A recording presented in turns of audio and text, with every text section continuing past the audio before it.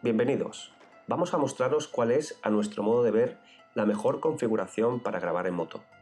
En este ejemplo utilizamos la GoPro 7 que incorpora pantalla táctil y estabilizador, lo que nos da una calidad considerable en nuestros vídeos.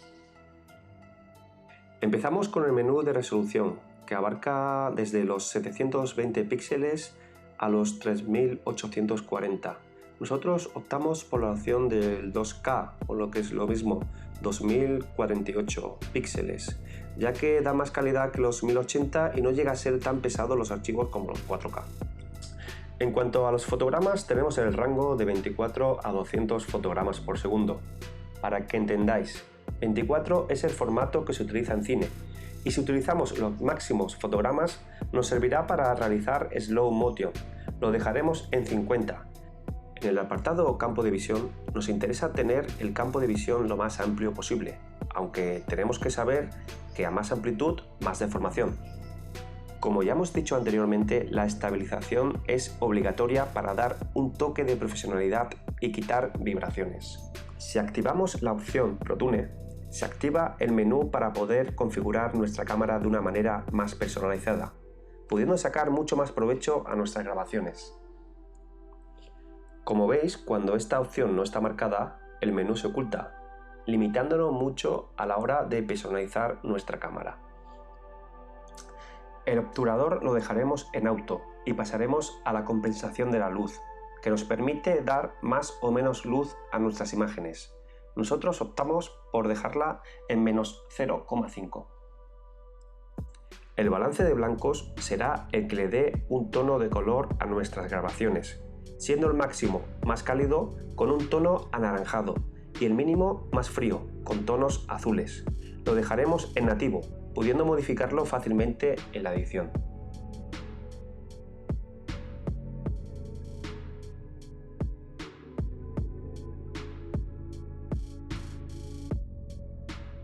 El ISO es la sensibilidad que tiene nuestra cámara con la luz, siendo 100 el mínimo ISO que dejaremos.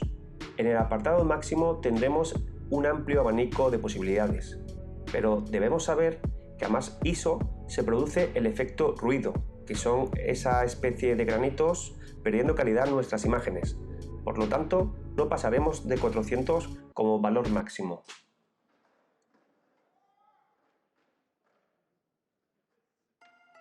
La nitidez la dejaremos en medio, ya que si seleccionamos máximo tendremos imágenes con poca sensación de realidad.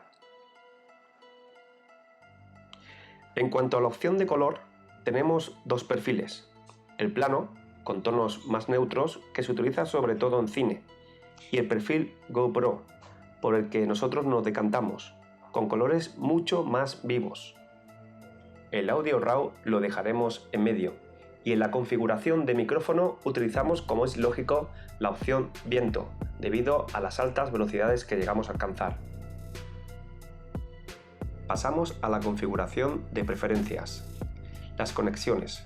Nos permite utilizar un mando de distancia o la aplicación de móvil, llegando a interactuar con nuestra cámara sin necesidad de tocarla.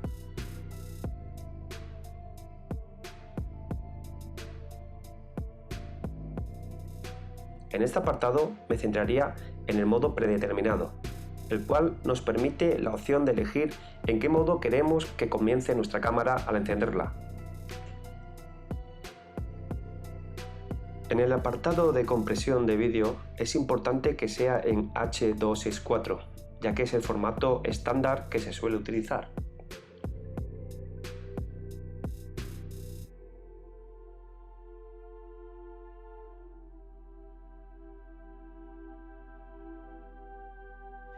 El control por voz lo tenemos desactivado y en pantalla táctil la opción de brillo la tenemos al máximo, lo que nos permite ver las imágenes en condiciones de mucho sol.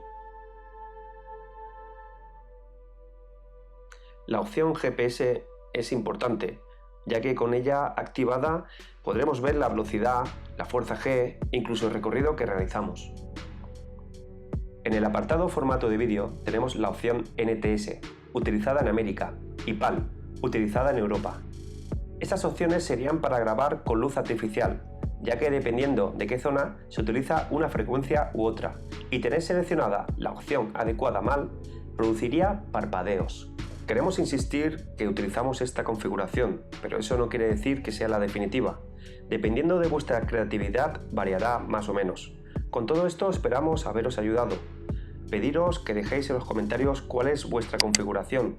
No olvidaros de dar al like y compartir si os ha parecido útil. Saludos y a disfrutar.